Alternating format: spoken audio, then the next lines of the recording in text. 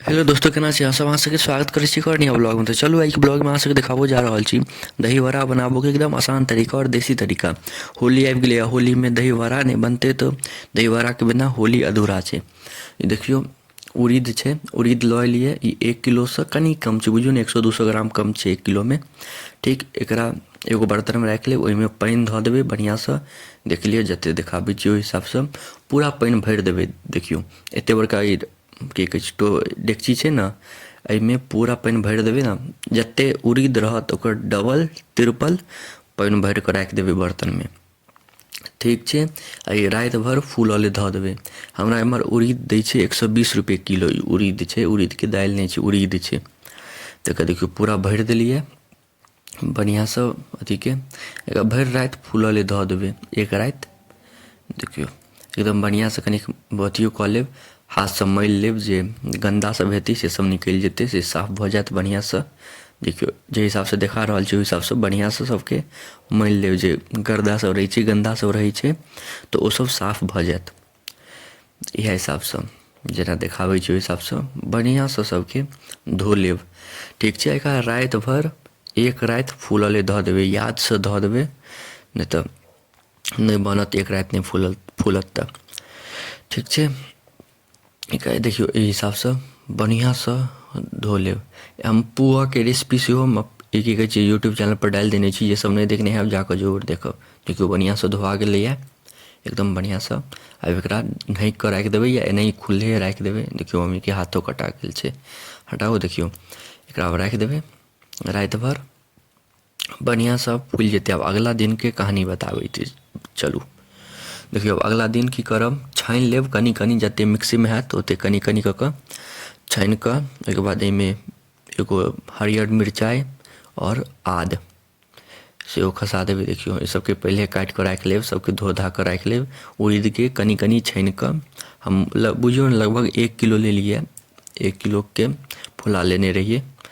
तब कनी कनी छानि कऽ मिक्सी में धऽ देबै आ कनी कनी चलेबै। एके बेर में तऽ नहीं ने हेतै मिक्सी में, तेँ कनी कनी चलेबै। और मिरचाइ आद धऽ देलिए, स्विच ऑन कऽ देलिए। बढ़िया से एकरा पतला करऽके छै। एहिमे की हेतै, कनी कनी पानिओ देबै ने तहन हेतै। देखियो कनी पानि धऽ देलिए, आब कोना मोटगरे रहि जाइ छै तऽ पानि धऽ देलिए। एकरा फेर आब एक बेर बढ़िया से चला देबै, एकदम पतला करऽके छै, बहुत पतला। देखियो चला लेब बढ़िया से, एकदम पतला भऽ जाए। देखियो अहाँ सबके आब निकालिओ कऽ देखा दै छी बर्तन में जे कते पतला भेलैए से।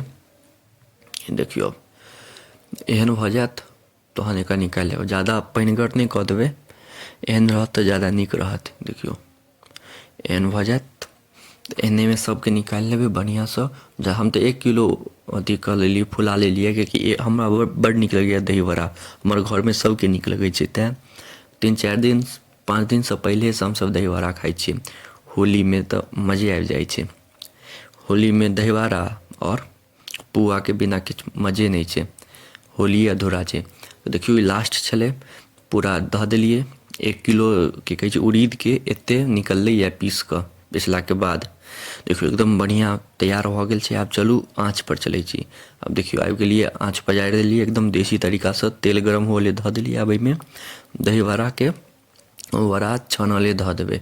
देखियो जते तेल हैत, तेल पहिले गरम भऽ जायत, ओहिके बाद एक घानी धऽ देबै, जते एहिके अन्दर लोहियाके अन्दर अँटत।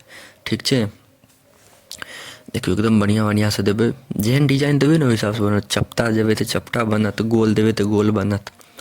तो अपना हिसाब से देख लेब, ओहि हिसाब से दऽ देबै। बहुत नीक बनत, एकदम सॉफ्ट सॉफ्ट बनत। देखियो एक तरफ से भऽ गेलै, एकरा पलटि देबै इम्हर से। दुनू तरफ से करऽके रहै छै ने। कते बढ़िया देखियो फुललैए, एक नंबर भेलैए। हमरा लगैए ई एगो वीडियो में तऽ नहीं आबि पायत ओकर की कहै छै पूरा दही वड़ा बनाबऽके तरीकाके। तऽ एगो और पार्ट आयत एहिके, काल्हि आयत 10:01 पर। तऽ अहाँ सब चैनलके सब्सक्राइब कऽ कऽ राखू, काल्हि आबि जायत एकर दोसर पार्ट। तऽ एहिमे देखा दै छी छनलाके बाद केहन भऽ जाइ छै। 1 किलो उड़ीदके कते हेतै छनलाके बाद। तऽ देखियो एक घानी भऽ गेलैए। एकरा बढ़िया से निकालि लेबै। एखन कनी देर और हेतै, एखन टाइम छै। अब देखियो बढ़िया से एकरा कनी देर तक रहऽ देबै। तुरते नहीं, कनिक अगर अहाँ सब गैस पर करै छी तऽ कनिक कम ताव पर का बढ़िया से छानि लेब कनिक देर तक। तो देखियो अब छना को रेडी भऽ गेल छै, एक टोपिया बड़का टोपिया से भऽ गेलैए, खूब मस्त छना गेलैए। अहाँ सब बतायब अहाँ सबके केहन लागल, और अहाँ सबके एते देर तक देखऽ के लिए धन्यवाद। नीक लागे तऽ लाइक कमेंट शेयर सब्सक्राइब जरूर करब। मिलै छी अगला पार्ट में, धन्यवाद।